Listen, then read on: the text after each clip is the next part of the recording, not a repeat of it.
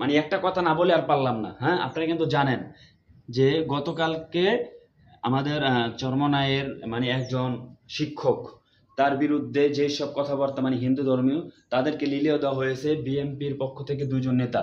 ঠিক আছে, তারা আসলে মানে এখন চরমনাই তো আর কোনো দোষ পায় না। এখন কিভাবে দোষ পাওয়া যায় সেটা খুঁজে খুঁজে খুঁজে খুঁজে মানে দোষ দেওয়ার চেষ্টা করে।